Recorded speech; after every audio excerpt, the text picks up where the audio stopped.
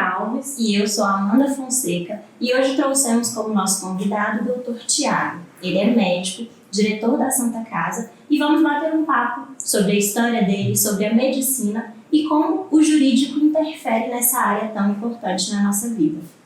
Boa noite, Tiago. Para começar, eu vou deixar você se apresentar e contar um pouquinho da sua história para a gente. Boa noite, Bruna. Boa noite, Amanda. Boa noite, ouvintes do Pode Vinho. É um prazer, muito obrigado pelo convite. É um prazer estar aqui, compartilhar com vocês um pouco dos conhecimentos jurídicos e da medicina e orientar nossos ouvintes para eles entenderem um pouco mais sobre curiosidades e assuntos aí que envolvem principalmente a judicialização da saúde. Então, meu nome é Tiago Araújo, eu tenho 37 anos, eu sou médico formado pela Universidade Federal de Rio Preto desde 2013, tenho uma trajetória curta, mas mais densa. Eu sou especialista em clínica médica e medicina de emergência, sou professor na Faculdade de Medicina de Vespasiano e na Faculdade de Medicina Afaminas, e atualmente estou diretor-geral da Santa Casa de Lagoa Santa, um hospital filantrópico localizado na cidade de Lagoa Santa. E Tiago, para a gente também entender um pouquinho da sua história como médico, como que foi lá do início? Você sempre pensou em fazer medicina? Você sempre teve essa ideia do médico ali já enraizada? Como que foi seu inicinho, tanto na faculdade quanto ali no início da carreira médica, que a gente sabe que a carreira médica é um pouco mais extensa que as demais? Eu, na verdade, não tenho nenhuma referência na medicina, então foi uma escolha um pouco aleatória, mas muito relacionada aos amigos. O colégio que eu estudei era um colégio bastante competitivo e lá passavam vários alunos em medicina. Então, aquele ambiente competitivo, eu sou um pouco competitivo, me trouxe esse desejo de passar no vestibular. Minha família, na verdade, tem uma origem no direito, a Bruna, minha irmã, meu pai, os nossos parentes mais próximos, a gente tem uma raiz aí mais voltada para o direito. Eu diria que eu fui pela tangente. Entendi. E falando ali, formação e tudo, você se formou lá no início. Você iniciou atuando como médico especialista em clínica? Na verdade, a formação, ela tem várias etapas. Então, você começa na graduação e aí vem a pós-graduação ou titulação para você concluir esse caminho. Nos primeiros anos, eu me dediquei muito à atividade hospitalar, principalmente como internista, que é aquele médico ou hospitalista, o médico especialista em medicina interna, que acompanha os pacientes que estão internados. Mas tive uma vivência também no pronto-socorro e no pré-hospitalar, trabalhei 2 anos no SAMU. E aí fui enveredando para a área da administração, atuei como diretor técnico por muitos anos, por 7 anos na verdade, e agora como diretor-geral, mais voltado para a administração hospitalar, para a gestão hospitalar. E como que você chegou na diretoria da Santa Casa? Foi uma evolução natural, fui convidado, já havia trabalhado, tido outras oportunidades como diretor técnico em outros hospitais. Era um hospital que estava em transição, saindo de uma ainda sob intervenção, mas saindo de um fechamento, uma reabertura. E aí desenvolvi um trabalho como diretor técnico lá por 7 anos. Uma das evoluções de uma intervenção é exatamente o término, e a gente está numa fase de transição. Eu e mais alguns colegas médicos, no total 21, propusemos um modelo de gestão associativo, sem fins lucrativos, e fomos agraciados com esse projeto, e nesse primeiro mandato de 5 anos fui eleito presidente da associação. Um pouquinho, como que funciona o contrato da Santa Casa? Porque todo mundo tem a ideia que a Santa Casa é um hospital público, que só atende aquele SUS. Explica pra gente um pouquinho como que funciona isso. Então, em linhas gerais, uma informação interessante é que 85% do serviço de saúde do país ele é público. E aí tem várias vertentes quando a gente fala público, Então a gente tem os serviços de saúde prestados pela administração pública direta, né? Então, o sistema é tripartite, né? União, Estado e município, em que ficou definido na Lei Orgânica da Saúde que o município ficaria responsável pela parte da atenção primária e secundária. O que é isso? A atenção primária são os postos de saúde, as unidades básicas de saúde, e a atenção secundária são as policlínicas, os centros de especialidades. Então é a parte das consultas, dos exames, dos procedimentos não hospitalares, né? Então aquela parte programada, agendada, secundária. E aí o serviço terciário ficou de responsabilidade do Estado. Então o Estado é responsável pelo leito hospitalar, então pelas vagas hospitalares, pelas cirurgias, e a União financia todos esses eixos. Além do terciário, tem o eixo quaternário, que é o eixo dos hospitais que tem uma estrutura maior. Por exemplo, o Hospital das Clínicas, que existem hospitais federais e estaduais. Então, vou dar um exemplo. Então, eu citei o Hospital das Clínicas, o Hospital Federal, financiado com recursos da União. E a gente tem, por exemplo, o João 23, que é um hospital quaternário estadual, faz parte da rede FEMIG, né? Que é a Fundação Hospitalar do Estado de Minas Gerais. Então, é assim que o sistema é organizado. Mas, se a gente der um passo anterior, o Brasil é considerado um país baleia, que é um país grande territorialmente, tem uma população muito grande, né? 215 milhões pelo último censo. Poucos países do mundo se propõem a fazer um sistema único de saúde, gratuito, universal. E isso é interessante também a gente pontuar, porque a tendência do brasileiro é criticar muito o sistema de saúde público, né? E quando você fala isso, a gente vê que, querendo ou não, é algo que os países, ainda que de primeiro mundo, tem países que são muito mais receosos em fornecer um sistema público desse tamanho. Perfeito. E aí, assim, a gente tem que analisar isso de uma forma mais ampla. Primeiro, a proposta é ousada, né? Você garante saúde para 100% da população, com as condições econômicas que o país tem. É uma situação muito delicada, porque quando a gente fala disso, a pessoa fala assim, mas lá na Inglaterra também tem. Mas a Inglaterra tem um PIB completamente diferente do nosso. O Canadá também tem, é melhor que o SUS. Sim, mas é um país privilegiado economicamente. Então, esse é um desafio. E assim, segundo, que as pessoas avaliam o serviço do SUS pela porta, pelo pronto-socorro. Quando a gente fecha os olhos e pensa no SUS, você olha pensa numa UPA, num hospital lotado, gente com sangue. A emergência, né? A emergência. E assim, na verdade, a emergência é um problema no mundo inteiro, né? O sistema não é voltado para a emergência, mas quando você olha para dentro do sistema, então assim, o Brasil tem um dos melhores programas de vacinação do mundo, tem um dos melhores programas de cobertura e tratamento, profilaxia do HIV e AIDS, um dos melhores programas. A gente tem um volume de transplante, por exemplo, o transplante hoje, quase que 95% dos transplantes são feitos no SUS e não na rede privada, e funciona muito bem. Então a gente tem uma rede de tratamento oncológico muito grande dentro do SUS. Só que tem problemas, né? Por falta de financiamento, por uma gestão ainda que vem evoluindo, mas o SUS, sem dúvida nenhuma, é um programa, né, importantíssimo, e que num país tão desigual, tão pobre como o nosso, ele realmente traz o acesso o ali acesso, para todo mundo. Perfeito. Então tem uma visão deturpada, né, do SUS, dessa emergência ali da porta de entrada. Ninguém reconhece que está o todo. Quando a gente vai estudar saúde pública, a gente vai ver, por exemplo, que no Japão, que não tem um sistema como o nosso, tem relatos assim, o paciente recebe atendimento lá no pré-hospitalar, entra na ambulância e passa horas, porque os hospitais fecham a porta e não recebem o paciente porque estão superlotados. Aqui, por exemplo, isso é impossível de acontecer, porque o SAMU ele regula a porta. Então, se não tiver vaga hoje no João 23 e o regulador precisar de colocar um paciente dentro do Mater Dei, a legislação permite.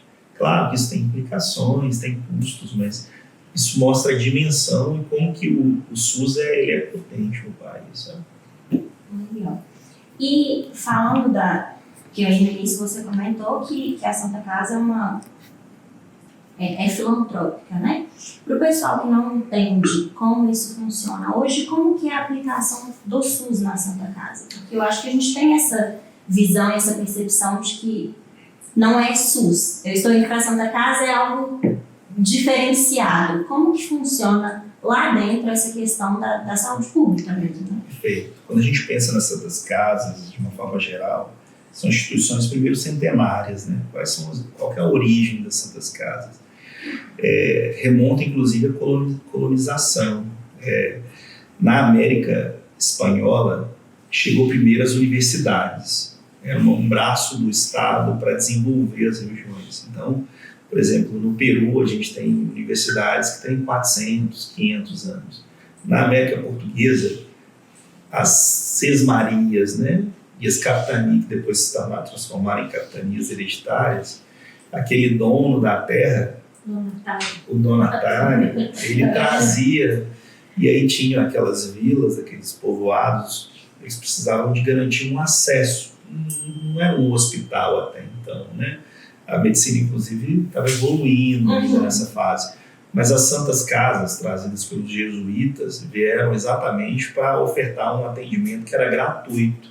Eram as pessoas que tinham dinheiro, contribuíam, e as Santas Casas faziam um atendimento filantrópico. Então, boa parte das vezes, inclusive, com braço, seja, né, da igreja, sejam os jesuítas, sejam as freiras, as irmandades, né? Então, as Santas Casas nasceram dessa forma. E aí, por exemplo, o fato de cada cidade tem praticamente uma Santa Casa. Em Minas Gerais, que tem, né, 400 e tantos municípios. Tem praticamente isso em Santas Casas. E aí, o que é uma Santa Casa, né? A Santa Casa, ela vem para complementar o que o Estado não consegue fazer. Então, a responsabilidade de garantir a saúde é do município, do Estado.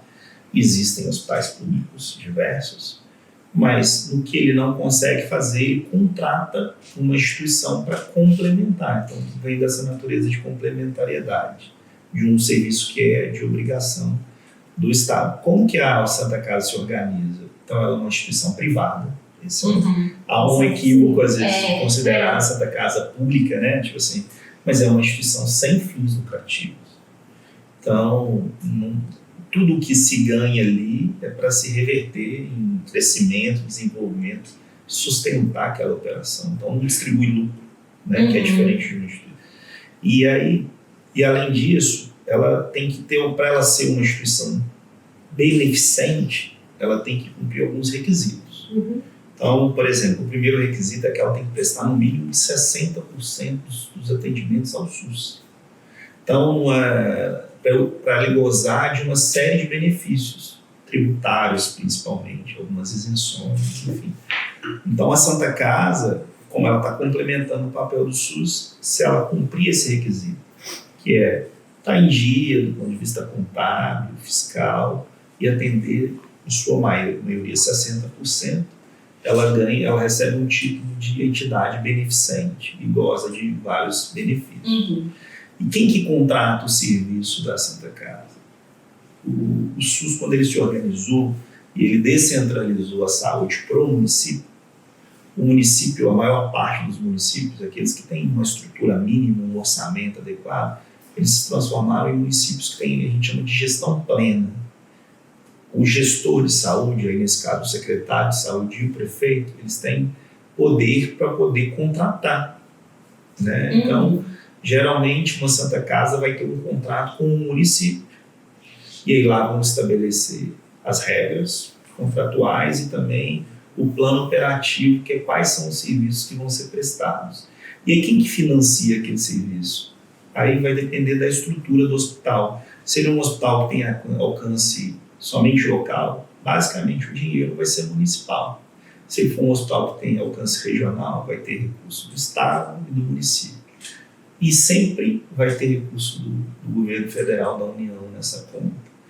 Mas, e aí a estrutura é muito complexa, né, obviamente. E aí, assim, tem diversos tipos de níveis e hierarquias. Então, tem aquele hospital de pequeno porte, de médio porte, de grande porte.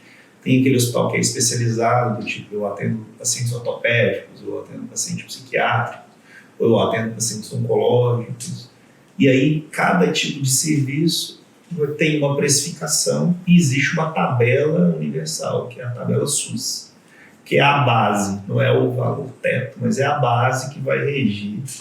E tem diversas normas e leis que vão regulamentar a atuação dos hospitais, embora, né, privados, mas como recebemos recursos públicos, a gente vai ser fiscalizado de forma intensa, né?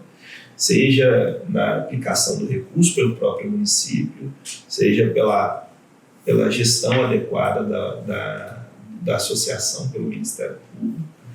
Então, é assim que nasce a lógica da prestação de serviços. É algo bem complexo, né? É muito complexo. E o que você considera a importância do jurídico hoje na Santa Casa? Considerando que é algo, não sei, né, qual que é o porte da Santa Casa de Lagoa Santa. O jurídico é peça central em todos os níveis, assim. Se a gente for pensar do ponto de vista dos contratos, né, e aí, assim, vamos pegar o nosso exemplo, a gente deve ter em torno de 100 contratos, 100 empresas que prestam serviço para a gente. Isso por si só já exige um acompanhamento, né? Sim.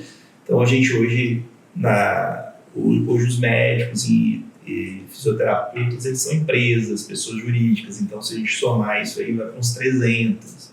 Então a gente tem esses contratos principais, né, que a gente é o contratado, seja com o município, seja com o estado, seja às vezes com consórcios públicos, então já tem essa atuação jurídica e burocrática.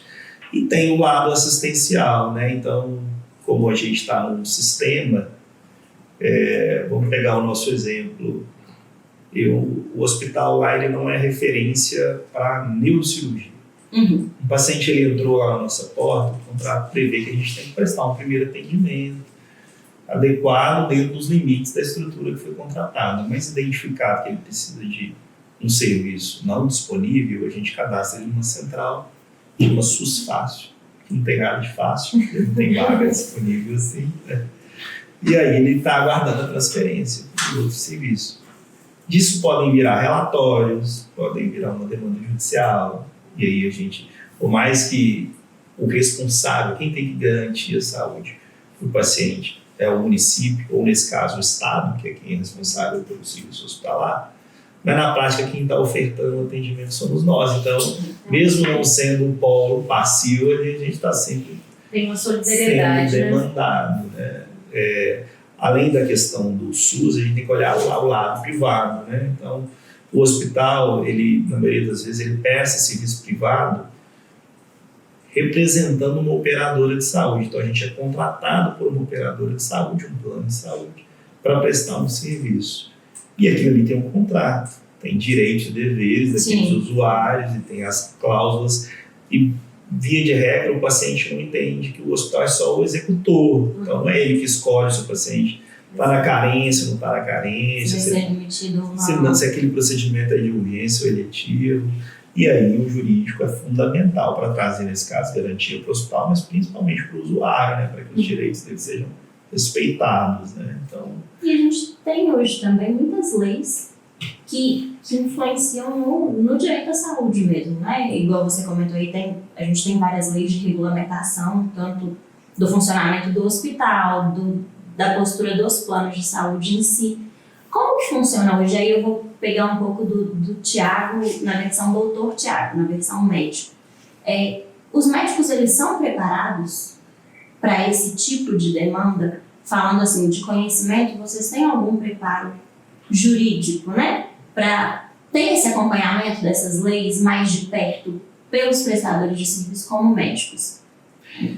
Eu diria que o preparo é nenhum, né? Assim, eu acho que nem o Código de Ética Médica, a maioria dos médicos tiveram a oportunidade de ler, entender, né, quais são as regras. Por muito embora eu sei que isso faça parte, é um requisito para receber, mas trazendo para a realidade. O juramento, né, que vocês fazem. Que vai descobrir na prática, na hora que tiver ali um problema, né? Porque se a gente for para pensar, é na hora a lei no geral, não só para os médicos, mas eu falo que a gente tem aí lei em vários âmbitos, em várias áreas de carreiras em si. Mas a gente tem, hoje eu acho que está chegando no conhecimento da população, no geral, com um pouco mais de força, essa questão da lei que envolve a saúde. Porque a gente tem aí hoje muita questão com operadora de saúde mesmo, muito problema com Um caso ambulância. recente aqui no escritório, que a gente teve um paciente, né, que o plano de saúde se negou a interná-lo, considerando que ele estava em carência, em período de carência, só que o médico se negou a fornecer o relatório médico constando a urgência Sim. do quadro clínico dele. Então demonstra que não há um conhecimento, né, Sim. sobre Por essa questão. exemplo, esse é um caso aí clássico, né? Porque o médico, primeiro, o relatório faz parte da consulta, né? Os relatórios e atestados não podem ser cobrados à consulta, sim, né? E é direito do paciente. Não quer dizer que o relatório vai constar o que ele quer ouvir, receber. Você pode dizer uma coisa completamente diferente, do tipo, não é urgente, né? E aí uma das perguntas que eu mais recebo, assim, que aliás que eu recebi muito, né? Mas você vai se responsabilizar pelo que você está escrevendo? Não tem opção, né? Todos os atos você naturalmente já é responsável por ele. Um outro exemplo, assim, de desconhecimento muito comum é sobre a questão do sigilo. Então, num pronto-socorro, uma mulher que tenta abortar e chega lá com sangramento, há um entendimento, às vezes, equivocado do médico de que ele tem que acionar a polícia. Eu já me lidei com isso, tipo assim, meu amigo, você é médico. Tem o sigilo, tem que ser respeitado. Você tem que prestar um atendimento, estabilizar o paciente. Nós não trabalhamos para a polícia, né? Não tem ninguém correndo risco de vida, né? Até porque não estou discutindo, não estou entrando em detalhes, é uma questão de um tema tão polêmico, mas hoje é óbvio que a legislação protege aquela mulher. Todas as informações que nós recebemos foi durante um ato sigiloso, né? No direito também tem isso, né? Não cabe ao médico naquele momento julgar a paciente. É diferente dela chegar na consulta e falar assim, vou matar a minha vizinha, né? Aí acaba o sigilo, ele deixa de existir a partir do momento que ela colocar a vida de outra pessoa em risco, podendo ligar assim para a polícia e dizer, olha, tá saindo aqui uma potencial assassina, né? O sigilo não protege esse tipo de coisa. Então há essa dificuldade. A dificuldade, por exemplo, também das próprias autoridades de entenderem o que é sigilo. Então, eu já fui ameaçado de entregar prontuário para o promotor e tem que dizer assim, não, doutora, a gente entende que você é o promotor, mas a lei fala juiz ou com autorização do paciente. Ela não fala juiz, promotor, é decisão judicial. Então, mas do tipo assim, se não entregar em 48 horas... E aí você fica naquela situação. Naquele impasse. E é por isso que a gente vê o tanto que é importante. Porque hoje a gente está falando de você com uma maturidade muito maior do que anos atrás. Às vezes para o médico ali recém-formado, e igual a gente falou aqui, que não tem essa capacitação legal que deveria existir, para uma pessoa que está com pouco conhecimento sobre aquele assunto, for ameaçada por um gestor, um detentor ali de qualquer outro poder, Sim. Às vezes para aquele médico ali vai ser uma bagagem muito maior, Sim. ele vai ficar ali perdido. Às vezes ele até Ele geralmente cede. é a linha de frente, né? Sim. Aquele médico, o plantonista que tá ali, acabou de formar, fazendo seu plantão quietinho. Sim. Aconteceu, por exemplo, no pronto-socorro, que o paciente, acontecia uma prisão, geralmente o delegado só recebe um laudo médico, né? Uma consulta ali para testar as condições de saúde da pessoa que acabou de ser presa em flagrante. E o atendimento não é ao contrário das pessoas imaginam, não é no IML, é no pronto atendimento, porque poucos são os locais que têm plantão do IML com o perito. Na maioria das vezes é uma UPA, um pronto-socorro. E aí, assim, você via, por exemplo, o policial que não quer sair do consultório, ele quer participar da consulta. Como que a pessoa vai ter um relato fidedigno? Você está lá, por exemplo, todo machucado e o policial está do lado dele. Você quer perguntar. E aí não é no sentido de fazer nenhuma prova, é simplesmente escrever assim, como que você machucou? A paciente relata que aconteceu tal coisa, a gente não está pré-julgando. Às vezes, até com pai e mãe. Eu já tive várias consultas, eu já tive um problema com o otorrino, eu tive que fazer consultas com o otorrino, e eles pediam à minha mãe, olha, a gente precisa que você se retire da sala, do consultório. Sim. Eu não, ela pode ficar, e minha mãe fica aqui. Não, mas a gente gostaria de te fazer algumas perguntas sem a presença de ninguém. Então, assim, é bacana ter essa visão que a gente não tem tanto hoje da questão sigilo médico-paciente e da questão também do conhecimento legal, que eu acho que cada vez mais a legislação em si está interferindo na questão da atuação do médico também, Sim. né?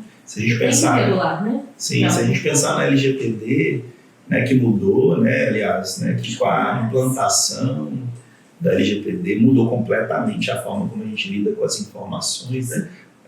Na saúde sempre existiu o conceito de que aquela informação é do paciente, não é do médico, né? Embora o nome seja prontuário médico, mas é prontuário médico do paciente. E esse trato com a informação, ele fica muito latente nas situações mais exageradas, mas ele tem que acontecer em todos os momentos, por exemplo. E isso é uma coisa importante, porque às vezes o próprio paciente não entende. A gente libera um prontuário médico, aí chega a filha e diz assim, eu quero o prontuário da minha mãe. Fala, olha, a gente só é menor de idade, a gente só pode entregar para ela ou com uma procuração específica dizendo que ela pode retirar o prontuário, que você pode retirar o prontuário dela de um período pré-determinado num hospital específico. A pessoa fica transtornada. Mas agora pensa o contrário, imagina você sendo a mãe, você tem HIV e não quer contar para ninguém, sua família não sabe que você tem HIV. E no prontuário está lá escrito, que é um prontuário, é um documento sigiloso, a gente precisa de colocar hieróglifos, né? Colocar siglas numa coisa que já é protegida. Ah não, aí nesse caso faz sentido, mas eu não posso olhar casa a casa, tem que seguir uma regra. Então, ter acesso ao prontuário é difícil? Não é difícil. Ele tem um trâmite, ele tem uma burocracia por trás daquilo. Mas também é necessário. Que é totalmente necessária, né? Então, por exemplo, vai existir agora, pela legislação até 2028, vai ser implantado a Rede Nacional de Dados em Saúde, e de forma progressiva, que todo estabelecimento de saúde vai ter que colocar a informação daquela pessoa numa rede unificada, administrada pelo Ministério da Saúde. Para que se um dia você for no médico X e você lá deu uma autorização, um aplicativo tipo o Gov, eu consiga acessar seus dados inteiros. Estilo Connect SUS. Mais ou menos, né? Provavelmente uma plataforma nesse sentido, já integrada. Não, eu lembro do cartão de vacina de antigamente. Hoje ninguém vai ter isso. Não faz mais, sentido, né? Você tem um cartão mais Eu não tenho ideia. de papel, inclusive. Eu não tenho, com certeza. Tem o risco de perda, de fraude, de duplicação. Você que perdeu, você toma a vacina de novo para conseguir viajar, né? Não tem essas coisas. Você vai, dá a vacina, mas eu não dizer que eu poder viajar. Então a RNDS, né, que é a sigla, deve resolver um pouco essa coisa da organização. Porque quando a gente pensa hoje em saúde, primeiro que a gente tem que pensar em organizar dados, informações. Não adianta a gente pensar em resolver os problemas de saúde de todo mundo se a gente não entender quem são as pessoas. O que elas têm, qual é a idade, quais são as doenças que elas já têm, quais são os riscos que elas têm para desenvolver. E aí depois, uma coisa que talvez para quem não é da área da saúde seja mais difícil de enxergar, mas é fácil de entender, que a saúde hoje no país ela é voltada para tratar a doença. Mas se a gente pensar que depois que a pessoa adoeceu, já aconteceu aquela enfermidade, não parece uma estratégia errada? Então, assim, eu recebo para tratar o paciente que fraturou o fêmur e não para adotar medidas para que ele não frature o fêmur. Não tem a prevenção, né? Fazendo um paralelo com o direito, a gente tem muitas empresas aqui que não tratam o consultivo, só trata o contencioso ali, só fica ali na demanda judicial, vamos fazer uma contestação perfeita, mas o ideal mesmo é você ter um consultivo perfeito, para não chegar no contencioso, ou quando chegar, você está munido de documentos para ganhar o processo. Perfeito. E é muito mais barato, é muito mais saudável, né, pensando na questão. Sim. Tanto na saúde financeira da empresa, na saúde jurídica e, no caso, na saúde da pessoa. Então, vocês pensam, por exemplo, assim, vamos pegar AVC, acidente vascular cerebral. Existe uma epidemiologia que diz que 25% da população vai ter AVC. Essa é a prevalência da doença, a incidência, 25%. Então, de nós 3, se a gente buscar mais uma pessoa, alguém teria um AVC. Socorro. Você já fica com medo de ir no médico? Eu não vou. Não frequento. Não, nunca. E se a gente pensar nos parentes, né? Então vamos pensar no irmão, mãe e pai. Alguém vai ter um AVC. Uma doença muito importante, né? É difícil você pensar e não lembrar de uma ou duas pessoas que já tiveram um episódio de AVC. AVC é uma doença que depois que a pessoa tem o episódio, o evento, claro, existem sim alguns tratamentos, mas assim, pouco efetivos, na maioria das vezes, com resultados, né, muito ruins. Então, assim, se a gente pensar nos números do SUS, 70% das pessoas que têm um AVC nunca mais trabalham. Não é? E se a gente está falando que 25% da população vai ter AVC, 70% deles não vão trabalhar mais, isso não é significativo? Muito, né? Então, assim, 10% deles vão morrer em um ano depois de um episódio de AVC. Então, uma taxa de mortalidade, inclusive o AVC briga com as doenças coronarianas, né, para a principal causa de mortalidade no mundo inteiro. Então, não faz, e o AVC não é uma doença para você tratar na hora que o adoecimento já aconteceu. Você pode fazer, mas você está apagando um incêndio. É muito mais lógico, por mais difícil que seja, você atuar nas causas. Então, se a gente está falando que a gente tem 60% da população com sobrepeso ou obesidade, não é uma tarefa simples, mas ali está uma parte da solução. É garantir que a pessoa pertença ao diabetes, que esteja com tratamento em dia, né, prevenir, reduzir a população que tem uma carga tabágica, coloca ela em risco, né, reduzir o uso do cigarro, que são medidas que todos conhecem, né? Não parecem ser medidas extraordinárias. É a atividade física, combater o sedentarismo, então isso já está na boca das pessoas, mas é isso que reduz os casos de AVC. Não é a aspirina, não é o neurologista, não é fazer tomografia todo ano, não é isso. Mas é uma medida simples, mas a gente ainda tem um sistema muito voltado para tratar a doença, que é um sistema caríssimo, né? Hoje, saúde virou um problema jurídico, porque não tem dinheiro para poder pagar custear tudo que precisa, né? E aí as pessoas vão recorrer.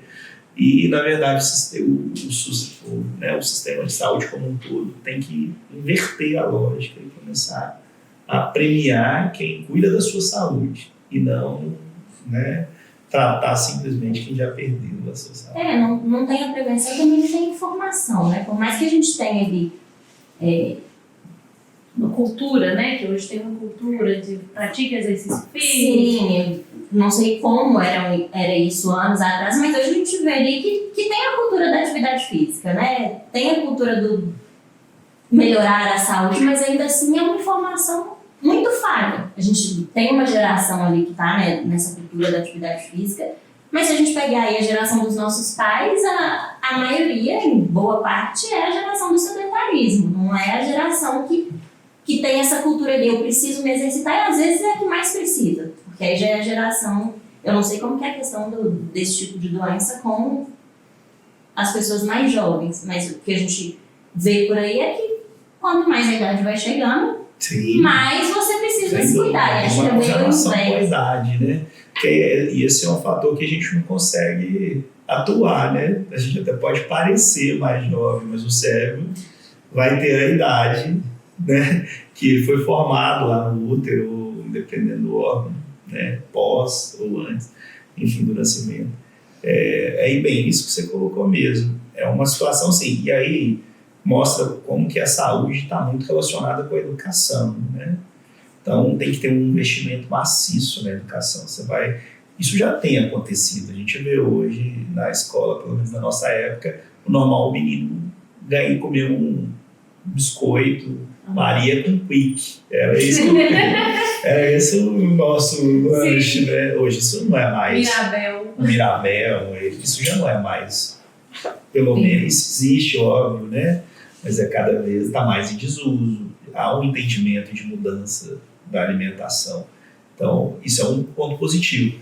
Na nossa época, pelo menos, eu não lembro de grupo de corrida em todas as esquinas. Isso é um negócio que está uma febre, né? Positivo. Sim. Mas eu tenho um amigo, por exemplo, que é gerente de uma rede de academias, eu falava com ele assim, Gustavo, um homem tem academia em toda esquina. Ele falou assim, olha, mas só 5% da população que pratica atividade física, o mercado é infinito.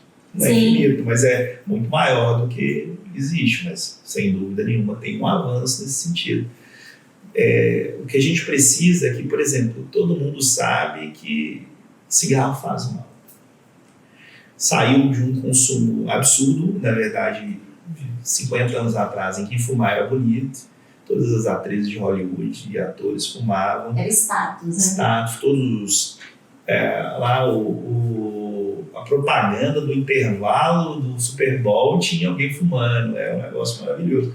Por uma situação em que hoje quem fuma fica até com vergonha de fumar, a pessoa esconde, né? Tipo assim, me desculpa, gente, eu dou conta e vai para um canto. É um pouco disso para essas outras coisas, para a obesidade, né? Para a questão do sedentarismo. É um misto de estimular e também penalizado. Tipo, hoje 90% do custo do cigarro é imposto. Você tem que fazer a mesma coisa com o Big Mac, por mais duro que seja. Né? Então, assim, tem que ser menos acessível. Tem que ser mais barato você comprar o Subway do que o Big Mac. Porque se for o mesmo preço, você vai na gordura saturada ali. Não tem meio termo. Ah, não, mas eu gosto. Tudo bem, você tem que olhar em termos de saúde pública. E aí, assim, aí esse é o papel do Estado. Mas se a gente pensar que em 50 anos, quantos ministros da saúde nós tivemos? Eu não sei contar, mas só na pandemia a gente tivemos 5, né? Então é muito difícil você construir políticas de saúde quando você não tem uma política estável. Então, mais uma vez, quando a gente compara o SUS, por exemplo, com o NHS, que é o Sistema de Saúde Pública Britânico, eu não sei quantos primeiros ministros, não foram muitos não, nos últimos 30 anos, tem tido uns 5, 6, mas o NHS é o mesmo, as políticas são as mesmas, lá pode mudar o país inteiro, mas todo mundo que trabalha no NHS é valorizado, é estável, e aí você consegue mudar algumas uma manutenção a longo prazo, né? Tudo a longo prazo. A curto prazo não tem resultado, né? Como a gente já sabe, como são a maioria das coisas. Então, como é essa questão hoje do direito aplicado à medicina na questão do erro médico em si? Porque hoje a gente tem ali a questão, o envolvimento do erro médico, mas qual que é essa responsabilidade? Hoje você consegue explicar para a gente um pouco da responsabilidade do médico em si, como que envolve a clínica, né, a fornecedora ali daquele serviço, que no caso, exemplificando uma Santa Casa, por exemplo, como que é essa questão hoje para vocês? Você como diretor da Santa Casa, lida muito com esse tipo de situação? Muito. Assim, eu tinha um professor que falava assim, as pessoas soubessem como é perigoso estar no hospital, não ficava batendo na porta por uma dor de cabeça, por um mal-estar, por uma situação que não caracterizava uma necessidade de atendimento. Assim. Se a gente for analisar de forma mais ampla, o primeiro ponto é que a maioria das queixas não são erros médicos, né? Então esse é um primeiro ponto. Quando a gente analisa de forma bem ampla, né? Primeiro a gente tem que caracterizar o erro. Vou dar um passo para trás, né? Porque assim, não é uma questão matemática. Sim. Alguns requisitos são necessários. Assim, o primeiro ponto é a boa-fé, né? Então, o que eu coloco muito para os pacientes e para os nossos colegas, assim, em que a maioria das vezes o médico ele tem muita boa-fé. Ele quer fazer o bem, ele quer acertar. Isso é muito importante, né? Porque na má-fé vem outras coisas, né, mais simples da gente caracterizar um erro. Né? Sim. Segundo é a questão da habilitação. Você ter condições de fazer aquilo. Então, muitas das vezes, isso não é levado em consideração. Então, o médico se propõe a fazer algo que ele não dá conta. E aí a gente tem que analisar, ele faz algo que não dá conta. Por quê? A estrutura do serviço não lhe permite não fazer aquilo sob pena de omissão, ou ele simplesmente assumiu, né, aquele risco ao desempenhar uma coisa que ele não era capaz de fazer. Por exemplo, eu não sou cirurgião, né? Numa situação excepcional lá na floresta, se eu tiver um índio com apendicite e não tiver um meio de transporte, e o diagnóstico de apendicite é clínico, não precisa de exame, não precisa de nada, e eu entender que ele está lá grave, ele está séptico, está infeccionado, ele vai morrer, posso, com o que tiver lá, fazer a cirurgia dele, e se ele sobreviver, eu sou um herói, e se ele morrer, morreu porque morava na floresta e não tinha estrutura. É completamente diferente de eu fazer isso aqui em Belo Horizonte, né? Não é aceitável, eu não sou habilitado, envolve a questão do espaço também, não teria estrutura adequada, mas você pensando que eu fiz no lugar certo, eu não era habilitado. Um outro ponto que a gente tem que analisar, e é bem isso sim, é se o serviço e a estrutura estão adequadas para aquele tipo de atividade. E aí tem uma responsabilidade que é do profissional e a outra que é a do Estado ou do ente privado, se for um hospital privado, do tipo, se eu estou trabalhando numa cidade no interior e lá não tem pediatra e eu atendo pediatria, eu não sou habilitado, mas a estrutura não me permite negar o atendimento. E óbvio que o melhor para aquela criança é ser atendida por um especialista. Mas é bom deixar claro que a legislação diz que o médico é habilitado para atuar em qualquer das áreas, inclusive neurocirurgia. Na verdade, esse conceito de especialidades vem das sociedades médicas e não da lei. A gente é que criou as caixinhas, mas a lei diz o médico o médico que tem um diploma de graduação ativo pode atuar em qualquer uma das áreas. Esse é um primeiro ponto. E aí, quando a gente vai analisar o erro ele tem,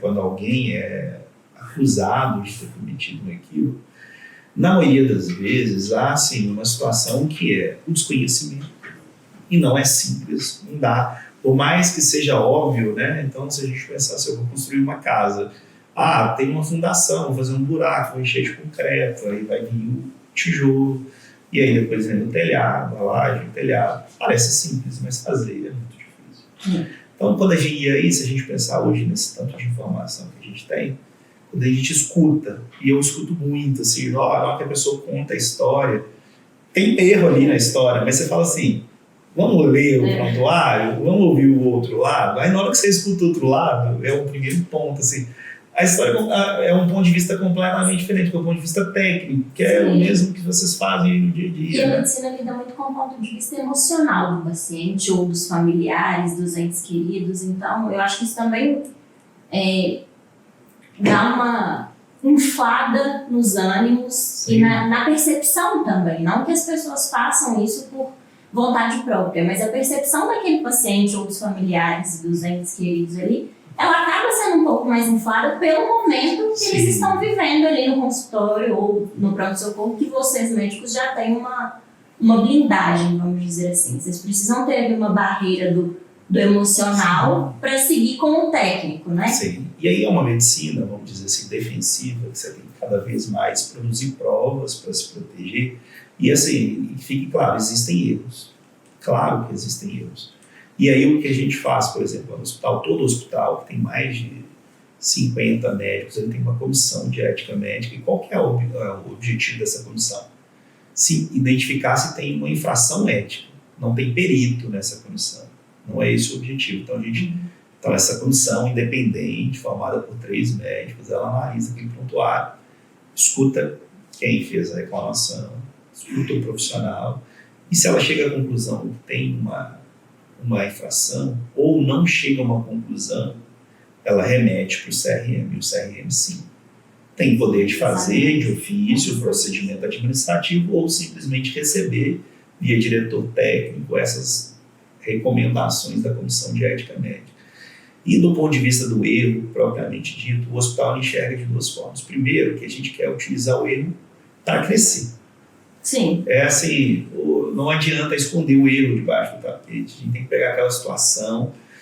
Então, por exemplo, todo óbito que existe no hospital, a gente tem 72 horas para analisar aquele óbito no hospital, que seguem os protocolos de qualidade. E se identificar que tem uma situação potencialmente inadequada, a gente abre um protocolo, chama protocolo de Londres, para a gente entender o que aconteceu, o que contribuiu para o óbito. É para penalizar alguém? Não, nós não temos. É para evoluir. Então, tipo assim, o exame ficou pronto no prazo que era esperado, o paciente foi internado no local adequado para os sintomas dele, a medicação não era compatível com o diagnóstico, ele teve as evoluções dos prazos adequados, sim, não, e aí convida todos para participar e diz, olha, nós entendemos que você falhou aqui. Esse paciente estava na sala vermelha, ele precisava de avaliação a cada 2 horas. Tem evolução sua meia-noite e 7 da manhã. Ah, mas eu olhei. Mas olha, olhar não é suficiente, tem que registrar. Porque a informação tem que ser repassada para o próximo. Você não está aqui amanhã. E isso contribui, por exemplo, para um diagnóstico errado. Se você não evoluiu um exame, ou não descreveu uma situação, você coletou uma história lá, contou, não, esse paciente tem alergia de pirona. Se você não escreve, você conclui para um equívoco. Já os erros que a gente entende que tem uma falha, e aí a gente não pode falar de imperícia se a gente entender esse conceito de que ele é perito para fazer tudo. Aí negligência, imprudência, aí isso é uma questão realmente para os órgãos de controle. Então, o que a gente diz lá é que a gente não tem compromisso com o erro. Claro que a instituição tem obrigação de, entendendo que o médico teve boa fé e as informações estão todas ali, providenciar uma defesa para ele, né? Uma representatividade, se for lá na Polícia Civil, ou enfim, ou no CRM, até dependendo do tipo de vínculo na Justiça, mas que tudo seja esclarecido. E assim, do outro lado, a gente vive uma sociedade, num momento em que todo mundo é impaciente, se frustra por pouca coisa, né? As ferramentas de inteligência artificial praticamente dão diagnósticos, mas assim, né? A tendência é a gente ter isso mesmo, e que do outro lado a gente tem um médico que é falho.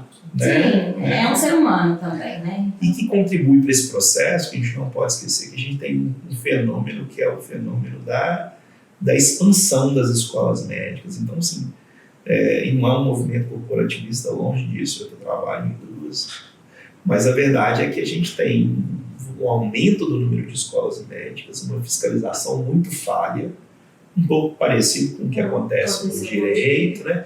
Mas com o viés que a gente não tem uma ferramenta de controle. Então, assim, a gente, cada vez mais temos profissionais com uma formação pior, trabalhando também, num ambiente que é um ambiente difícil, inóspito, né? Que a mão de obra desqualificada ela tende a trabalhar na porta ou na unidade básica, que são locais que não têm um filtro de qualificação em boa parte do serviço. E esse aumento, você acredita que um dia vai ter uma OAB, por exemplo, uma prova da OAB? Com certeza. Principalmente porque hoje o erro, ele sempre existiu muito erro médico, mas a coisa não tinha o impacto e a mídia que tem hoje. Então, um atendimento errado gera uma comoção. Vamos dar um exemplo aí. As pessoas estão fazendo procedimentos estéticos. Então, um caso de grande repercussão coloca em xeque aquela profissão, a credibilidade. E já existem projetos, né? E se a gente for pensar sobre essa questão de uma prova, uma avaliação do pós-formado, do ponto de vista da administração, eu penso o seguinte: não seria estranho se todos os semestres você avalia aquela faculdade e fala, tá boa, pode continuar matriculado e pagando essa faculdade. Na hora que você termina o curso, você chega para a pessoa e fala assim, não estava boa, volta e vai estudar mais um ano. É uma falha do Estado, grotesca. Então, assim, uma insegurança para quem entra no site do MEC e vê lá, nossa, essa escola é nota 5, mas eu sou nota 1, e ninguém, a faculdade, em momento nenhum, conseguiu. Não teve uma intervenção para que aquilo ali fosse evoluir, para a melhora do profissional. Então, me parece uma solução fácil para um problema difícil. Né? A solução difícil é realmente avaliar as escolas médicas de forma adequada, diminuir o número de vagas das que não conseguirem, demonstrar que os alunos estão evoluindo, né? Aí essa prova ela tem que servir como filtro, porque senão vai ficar mais ou menos como é no direito, né? A gente tem algumas universidades que são as que fazem o dever de casa, que aprovam lá 80%, 90%, 95%, só não passam os desavisados, né? E tem as outras que assim, só passam os melhores alunos, e os outros todos não passam, e aí No direito, a gente tem o auxiliar, o assistente, vamos chamar nos Estados Unidos que é o paralegal, né? Como é que seria isso na medicina? Né? Isso é muito estranho, porque na medicina você não pode ser meio... Ou você exerce ou você não exerce. Né? Imagina assim, aí você pensa assim, eu sou prefeito de uma cidade do interior, não precisa de ir longe não, do interior de Minas, que ninguém está querendo trabalhar, porque a estrutura é péssima. Aí não tem ninguém, tem esse aqui. Quem que você quer? Vai esse aqui mesmo. Então assim, e aí essa pessoa que não tem o diploma, ela também não tem acesso à qualificação, porque aí você não pode fazer residência, você não pode fazer um curso de readequação, de pós-graduação. Então você deixa a pessoa literalmente no limbo, né? Então não é uma solução simples. Eu sei que, né, parece óbvio, vamos colocar essa prova e filtrar os ruins. Se fizer essa prova, os que estão trabalhando também vão passar. Porque se a gente perguntar aos médicos aí, quantos artigos vocês leram nos últimos 10 anos, vai achar uma meia dúzia que está em dia. E a medicina evolui muito. Muito, o tempo inteiro. Também não existe essa cobrança pós, né? Não existe quando se forma e no pós também é bem relativo. Acho que é mais individual. Ela existe assim, o mercado é que seleciona. Então, por exemplo, se você não for uma pessoa atualizada, se você não tiver uma formação adequada, você não vai conseguir trabalhar, por exemplo, nos hospitais de Belo Horizonte. Você vai se escanteando. Então, você não vai conseguir ser um cirurgião, fazer uma cirurgia plástica, por exemplo, no nariz, uma cirurgia no nariz, não restringir. Pode ser um cirurgião plástico, pode ser um otorrinolaringologista, dependendo do lugar, pode ser um odontologista. É possível? Isso é possível em alguns lugares, mas você já imaginou, por exemplo, um hospital como o Mater Dei se colocando numa situação como essa? Não, ela vai querer um especialista. Isso. Pessoa habilitada, com capacidade para tratar o paciente, as intercorrências. E isso faz sentido, porque igual a gente estava comentando aqui do erro médico em si, falando nos termos legais, né, que remete mais para essa área minha e da Bruna aqui, a clínica, a fornecedora dos serviços, então ali o hospital, o Mater Dei, a Santa Casa, eles respondem objetivamente por aqueles erros. Sim. Então, para quem não entende ali, essa responsabilidade objetiva, ela exime a necessidade de culpa. Sim. Então, para o hospital em si, não precisa de culpa. Se teve o erro, teve culpa, não teve culpa, ele vai responder. Que é diferente do que acontece com o médico. Sim. Então, a responsabilidade do médico, ela já é subjetiva. Então, ela já precisa, para ter ali constatar um erro, que seja um direito à indenização de um paciente, né, ou de um familiar, por algum motivo, precisa daquele elemento que é a culpa. Sim. E aí, isso molda os melhores hospitais, porque como você colocou aí agora, A boa-fé não existe para o hospital. ele tem que selecionar os Ele vai melhores se defender médicos. construindo um corpo clínico que coloca ele em menos risco, né? Existe um risco inerente à atuação, né? Ao tipo de serviço que é prestado. Mas se feito da forma adequada, e aí assim, é diferente de erro de resultado adverso. Isso as pessoas têm dificuldade de entender. Então assim, uma cirurgia plástica que o paciente ficou com queloide. Tem pacientes que acham que isso é um erro, mas tem fatores individuais inerentes ao pós-operatório que não são controláveis pelo Não médico. é aquela obrigação de resultado igual em outras prestações de serviço, né? Muito embora a gente saiba que na cirurgia plástica não é um exemplo, tem a porque ela questão tem a questão do da- você está vendendo um resultado, mas tem defesa de uma forma geral, né? Também é a forma, né, que o médico lida com Sim. ele pós. O que ele pode te ajudar para aquilo ali melhorar, a Sim. situação não piorar. Mas a gente trazer, por exemplo, para o tratamento, então, recentemente eu tive uma colega que a filha estava internada na UTI, teve um afogamento, então, uma doença grave, né, sequelada, e o neurologista disse para ela assim, eu vou precisar de 1 ano para fechar o diagnóstico, para entender como que vai evoluir, assim. Para a pessoa é impensável uma resposta dessa, né? Tipo assim, esse neurologista é péssimo, né? Precisa de 1 ano. Mas não era isso, né? Ele, obviamente, ele resumiu 1000 informações que ele poderia ter dado, né? Tipo, essa é uma doença muito grave, sua filha é muito jovem, existe lá a neuroplasticidade, não tem como controlar, não tem um exame que quantifica a lesão, exatamente essa lesão também ela vai mudar, ainda tem inflamação pós-afogamento, então você ainda tem que estimular essa criança por um ano para eu entender como que ela vai ficar daqui a um ano, aí eu vou te dizer se ela vai realmente ficar sendo muito limitada, parcialmente ou pouco, ou só vai recuperar 100%. Então, assim, saúde é muito complexo, né? Então, tem essas dificuldades. Mas trazendo para o nosso dia a dia, assim, outra coisa que tem muito a ver com o direito, assim, principalmente com uma população tão pobre como a nossa, né? Às vezes o paciente ele não tem conhecimento dos seus direitos mais básicos. Eu conto muito isso para a Bruna, às vezes, e até utilizo o serviço pro bono dela, eu estou conversando com o paciente, e aí ele fala assim, eu não tenho dinheiro para comprar remédio, não tenho dinheiro para comer, eu não tenho dinheiro para nada. Eu pergunto, mas você trabalha? Não. Você tem renda? Não. Eu falo, mas você tem direito de uma assistência? Não tem direito a nada. Não tem, claro.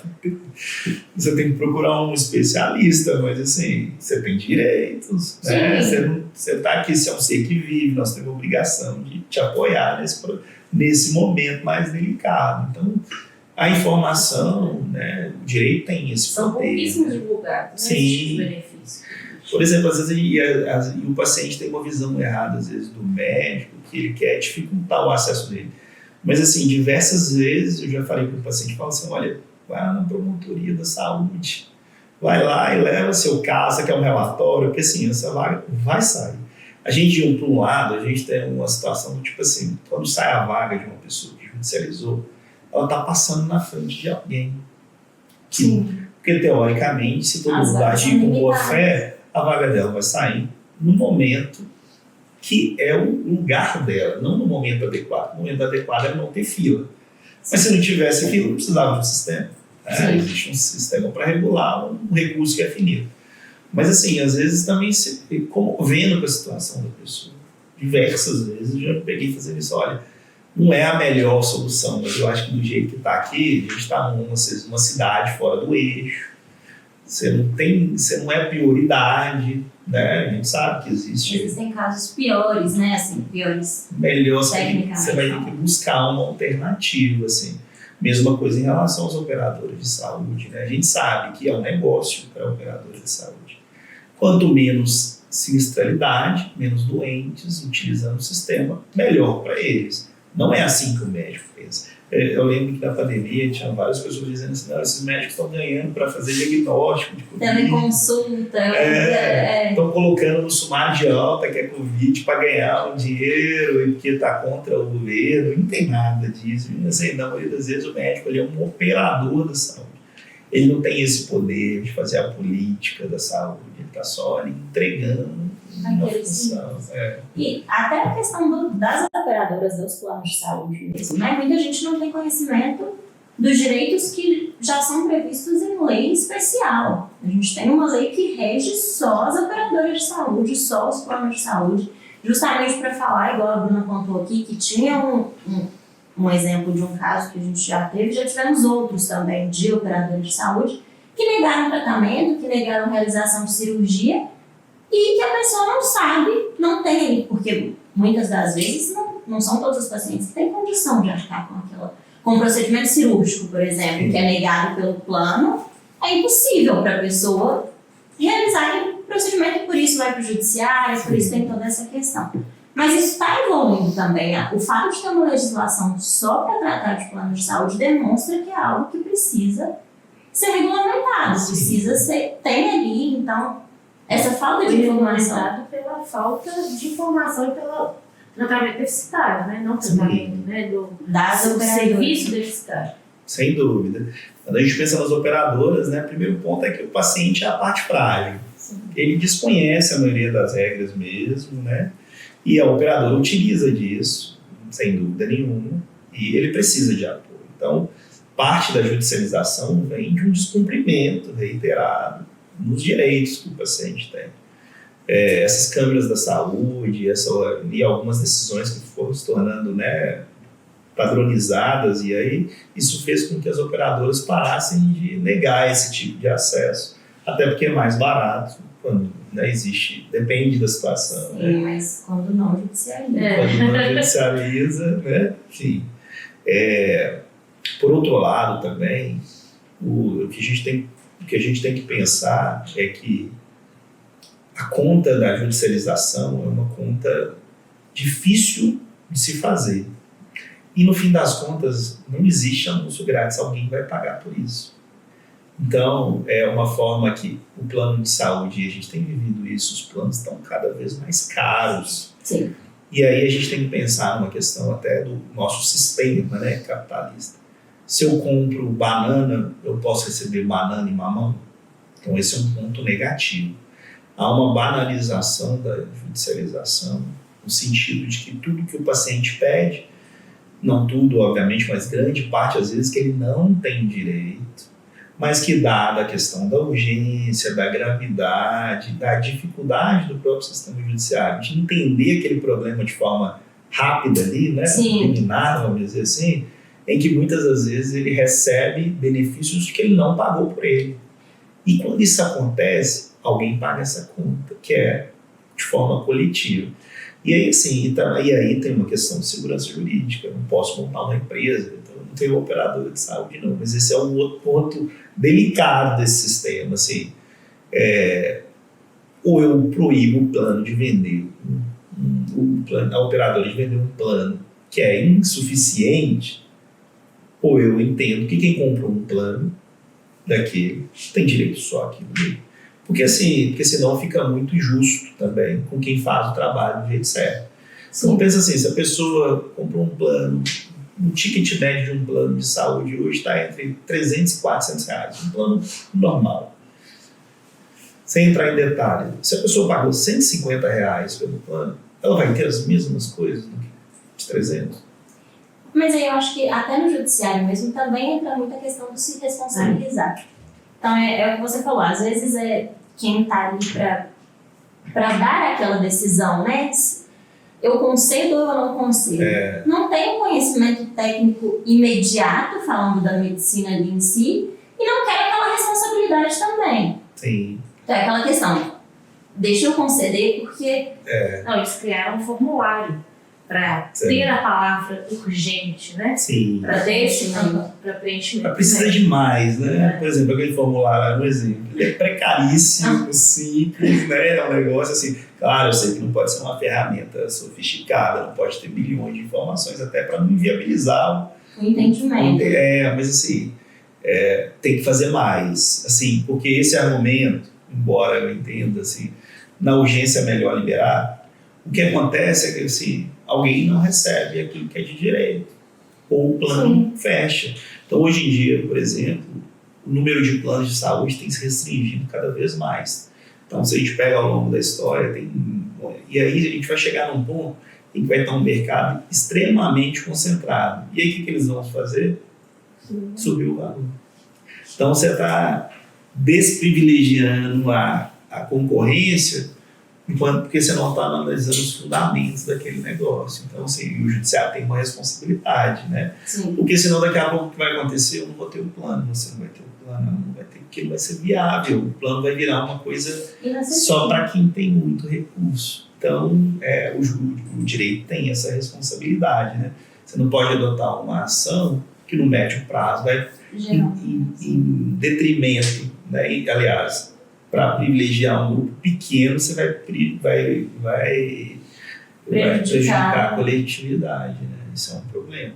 E como que você acha que é um equilíbrio? O que você acha que vai ser? Eu acho que, em primeira parte, assim, os procedimentos são conhecidos.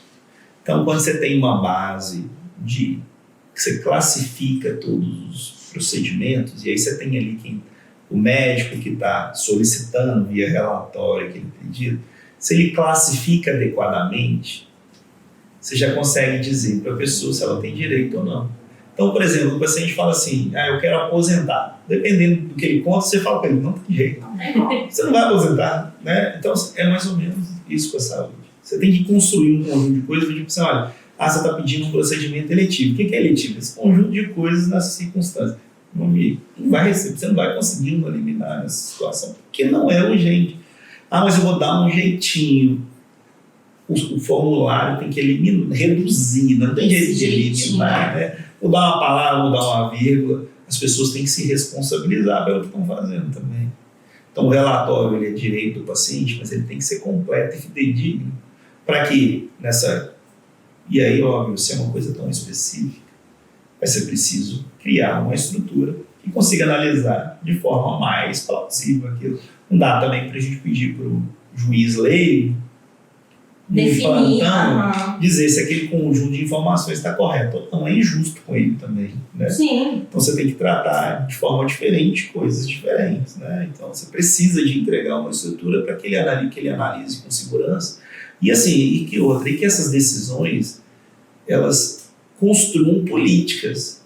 Não adianta a gente a vida inteira dizer o plano está errado, o paciente tem direito, o plano está errado, o paciente tem direito.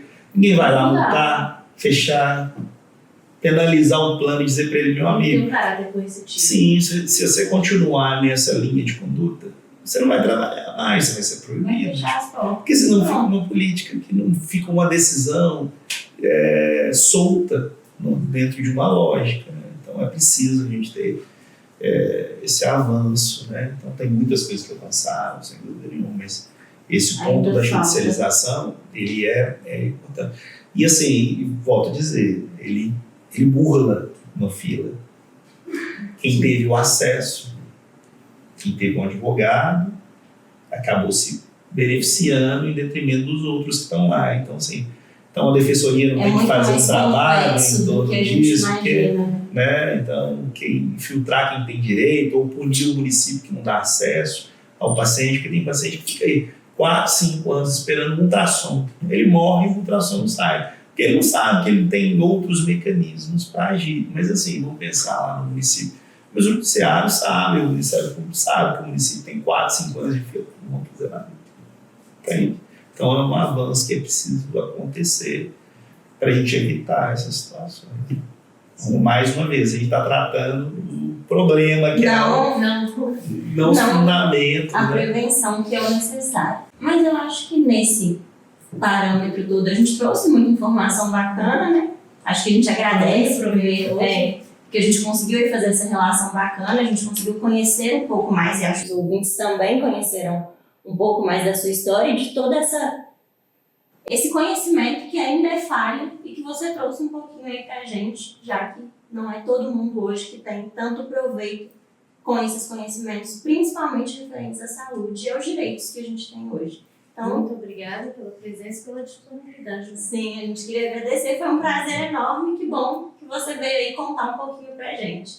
Eu que agradeço o convite. Inaugurar o nosso primeiro convidado, tá vendo? Obrigado pelo vinho, né? Que é o eixo aí de partida do... Vamos ajustar esse final. Olha esse final, né?